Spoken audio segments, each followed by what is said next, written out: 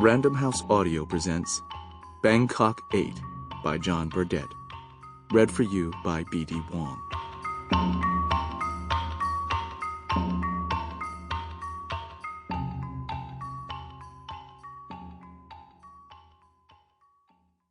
The African-American Marine in the gray Mercedes will soon die of bites from Naja siamensis.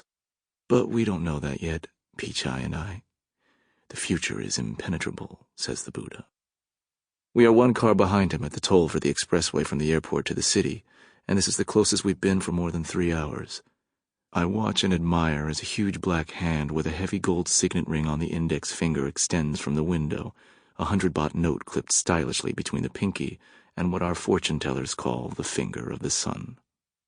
The masked woman in the booth takes the note, hands him the change, and nods in recognition at something he says to her, probably in very bad Thai. I tell Pichai that only a certain kind of American farang attempts conversation with toll booth operators. Pichai grunts and slides down in his seat for a nap. Survey after survey has shown sleep to be my people's favorite hobby. He's picked someone up. A girl, I mutter casually, as if this were not a shocking piece of news and clear proof of our incompetence. Pichai opens one eye, then the other, raises himself and stretches his neck just as the Mercedes hatchback races away like a thoroughbred. Ahor? Green and orange streaks in her hair, afro style, black top with straps, very dark. I bet you know who designed the black top. It's a fake Armani. At least Armani was the first to come out with the black semi-tank top with the bootlace straps. There have been plenty of imitators since. Pichai shakes his head. You really know your threads. He must have picked her up at the airport when we lost him for that half hour. I say nothing as Pichai, my soul brother and partner in indolence, returns to his slumbers. Perhaps he is not sleeping, perhaps he is meditating. He is one of those who have had enough of the world. His disgust has driven him to ordain, and he has named me as the one who, along with his mother, will shave his head and eyebrows, which honor will permit us to fly to one of the Buddha heavens by clinging to his saffron robes at the moment of death. You see how entrenched is cronyism in our ancient culture. In truth, there is something mesmeric about the Black Marine's head and shoulders set which has consumed all my attention. At the beginning of the surveillance, I watched him get out of his car at a gas station. He is a perfectly formed giant, and this perfection has fascinated me for 3 hours, as if he were some kind of black Buddha, the perfect man, of whom the rest of us are merely scale models with ugly flaws. Now that I have finally noticed her, his whore looks erotically fragile beside him, as if he might crush her inadvertently like a grape against the palate to her eternal and ecstatic gratitude. You see why I am not suitable for monkhood. By the time I have inched up to the toll booth in our dying Toyota, he has flown to who knows what celestial bed of pleasure in his late model Garuda. I say to my beloved Pichai, we've lost him. But Pichai has also flown, leaving only his uninhabited corpse, which snores in the seat beside me. Naja siamensis is the most magnificent of our spitting cobras, and might be our national mascot for its qualities of beauty, charm, stealth, and lethal bite. Naja, by the way, is from the Sanskrit, and a reference to the great Naja, spirit of the earth, who protected our Lord Buddha during a dreadful storm in the forest where he meditated. The elevated expressway is the only road in the city where a Mercedes E-Series can outrun a Toyota Echo, and I drive without hope or haste, which comes from the devil. Slowness comes from Buddha. Just for form, feeling out of place amongst the elite vehicles whose owners can afford the toll, Mercs and BMWs, Japanese 4x4s, plus a lot of taxis with farangs in the back. We fly above the brothel hotels of the Nana district before I take a slip road into the primeval jam below. It is too hot and humid to honk. I spy our guns and holsters in a tangle at Pichai's feet, along with the radio and the portable siren to clamp on the roof when we finally go into action. I nudge Pichai. Better call him. Tell him we lost the mark. Pichai groans, passes a hand through the condemned jet-black locks which I have always envied, and bends double to retrieve the Korean shortwave radio.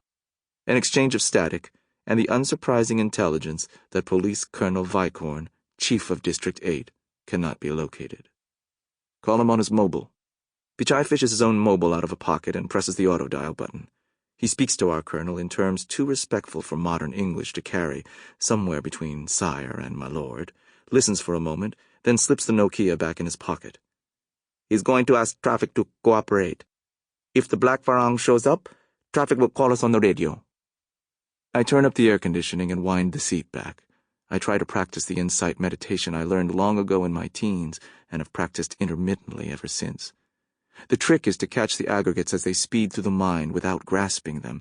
Every thought is a hook, and if we can only avoid those hooks, we might achieve nirvana in 1 or 2 lifetimes, instead of this endless torture of incarnation after incarnation. I'm interrupted by more static from the radio. Black Farang and Grey Mercedes reported stopped at Dao Praya on the slip road under the bridge. Pichai calls the colonel, who authorizes the siren. I wait while Pichai slips out of the car, clamps the siren to the roof, where it flashes and wails to no effect on the gridlock, and walks over to the sentry box, where the traffic cops are dozing. At the same time, he is strapping on his holster and gun and reaching in his pocket for his police ID. A more advanced soul than I, he gives no sign of the disgust he feels at being trapped in this pollution called life on Earth. He would not wish to poison anyone else's mind. Nevertheless, he smacks his hand somewhat violently against the glass of the sentry box and yells at them to wake the fuck up. Smiles, and a gentlemanly discussion before the boys in Donkey Brown emerge to take charge. They come up to me in the car, and there is the usual double take when they see what I am. The Vietnam War left plenty of half-castes in Krung Thep, but few of us turned into cops. There are several inches of slack within which every car can shunt, and our colleagues show considerable skill and cunning in making a space. In no time at all, I'm able to drive up onto the sidewalk, where the siren terrorizes the pedestrians. Pichai grins. I am skilled at very dangerous driving from the days when we used to take drugs and steal cars together, a golden age which came to an end when Pichai murdered our Yaba dealer, and we had to seek refuge in the 3 jewels of the Buddha, the Dharma, and the Sangha. There will be time, in this chronicle, to explain Yaba.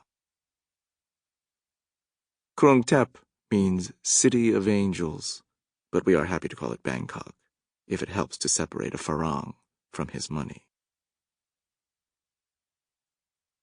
I remembered what Dao Praya Bridge was famous for. Squatters, a whole village. They've been there for more than 20 years. They are all tribespeople from the northwest, Karen. They have a big still. Gambling and whiskey are their main industries, with a little prostitution, begging, and theft to make ends meet. They must pay protection. What district is it? I shrug. 14th, 15th. The 15th is Suvitz. He's a bastard. I nod.